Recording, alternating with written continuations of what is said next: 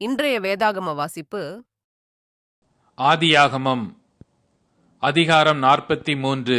தேசத்திலே பஞ்சம் கொடிதாயிருந்தது.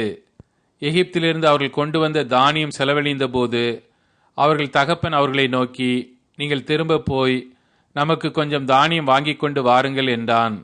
அதற்கு யூதா, உங்கள் சகோதரன் உங்களோடே கூட வராவிட்டால் நீங்கள் என் முகத்தை காண்பதில்லை என்று அந்த மனிதன் எங்களுக்கு சத்தியமாய் சொன்னான். எங்கள் சகோதரனை நீர் எங்களோடே கூட அனுப்பினால் நாங்கள் போய் உமக்கு தானியம் வாங்கி கொண்டு வருவோம். அனுப்பாவிட்டால் நாங்கள் போக மாட்டோம்.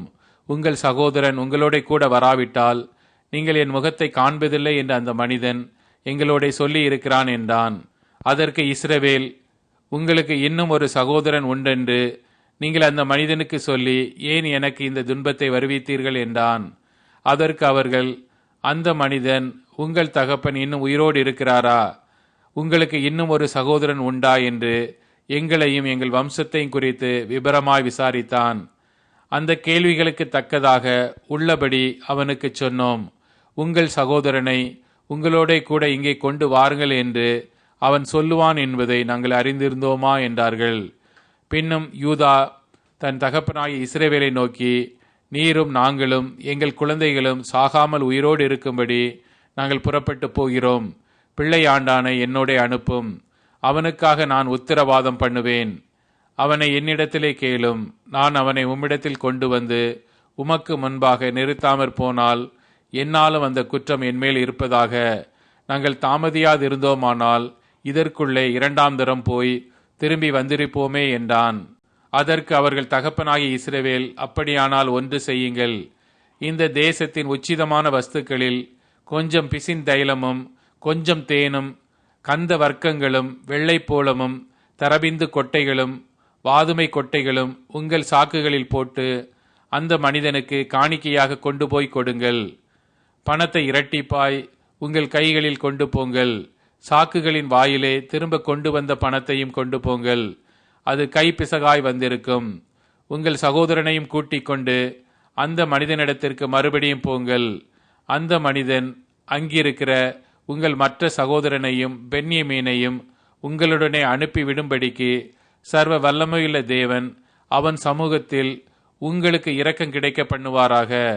நானோ பிள்ளையற்று போனவனைப் போல் இருப்பேன் என்றான். அப்பொழுது அவர்கள் காணிக்கையையும் தங்கள் கைகளில் இரட்டிப்பான பணத்தையும் எடுத்துக்கொண்டு பென்யமீனை கூட்டிக் கொண்டு பிரயாணப்பட்டு எகிப்துக்கு போய் யோசேப்பின் சமூகத்தில் வந்து நின்றார்கள். பென்யமீன் அவர்களோட கூட வந்திருக்கிறதை யோசேப்பு கண்டு தன் வீட்டு விசாரணைக்காரனை நோக்கி, நீ இந்த மனிதரை வீட்டுக்கு அழைத்து போய் சாப்பாட்டுக்கு வேண்டியவர்களை அடித்து ஆயத்தம் பண்ணு. மத்தியானத்திலே இந்த மனிதர் என்னோட சாப்பிடுவார்கள் என்றான். அவன் தனக்கு யோசேப்பு சொன்னபடியே செய்து அந்த மனிதரை யோசேப்பின் வீட்டுக்கு அழைத்து கொண்டு போனான். தாங்கள் யோசேப்பின் வீட்டுக்கு கொண்டு போகப்படுகிறதை அவர்கள் கண்டு பயந்து, முன்னே நம்முடைய சாக்குகளில் இருந்த பணத்தின் நிமித்தம் நம்மேல் குற்றம் சுமத்தி நம்மை பிடித்து சிறைகளாக்கி நம்முடைய கழுதைகளை எடுத்துக்கொள்ளும்படி நம்மை கொண்டு போகிறார்கள் என்று சொல்லி யோசேப்பின் வீட்டு விசாரணைக்காரன் அண்டையில் சேர்ந்து வீட்டு வாசற்படியிலே அவனோட பேசி, ஆண்டவனே, நாங்கள் தானியம் கொள்ளும்படி முன்னே வந்து போனோமே.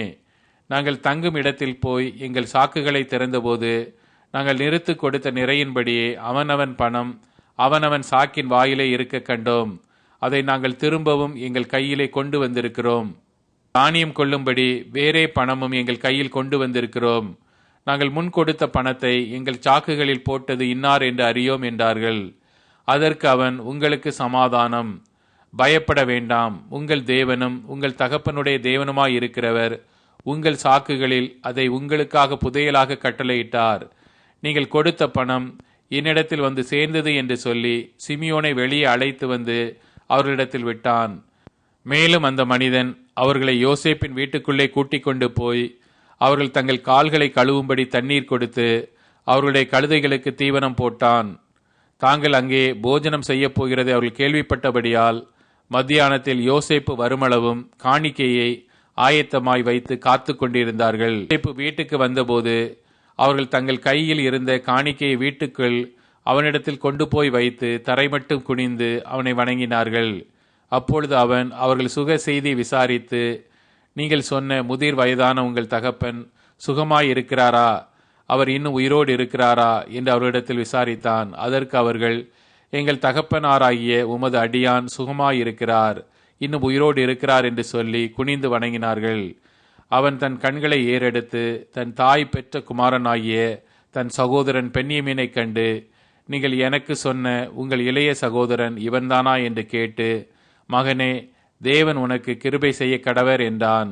யோசேப்பின் உள்ளம் தன் சகோதரனுக்காக பொங்கினபடியால் அவன் அழுகிறதற்கு இடம் தேடி துரிதமாய் அறைக்குள்ளே போய் அங்கே அழுதான். பின்பு அவன் தன் முகத்தை கழுவி வெளியே வந்து தன்னை அடக்கிக் கொண்டு போஜனம் வையுங்கள் என்றான். எகிப்தியர் எபிரேயரோட சாப்பிட மாட்டார்கள், அப்படி செய்வது எகிப்தியருக்கு அருவருப்பாயிருக்கும். ஆகையால் அவனுக்கு தனிப்படவும் அவர்களுக்கு தனிப்படவும் அவனோட சாப்பிடுகிற எகிப்தியருக்கு தனிப்படவும் வைத்தார்கள். அவனுக்கு முன்பாக மூத்தவன் முதல் இளையவன் வரைக்கும் அவனவன் வயதின்படியே அவர்களை உட்கார வைத்தார்கள். அதற்காக அவர்கள் ஒருவரை ஒருவர் பார்த்து ஆச்சரியப்பட்டார்கள். அவன் தனக்கு முன் வைக்கப்பட்டிருந்த போஜனத்தில் பங்கிட்டு அனுப்பினான்.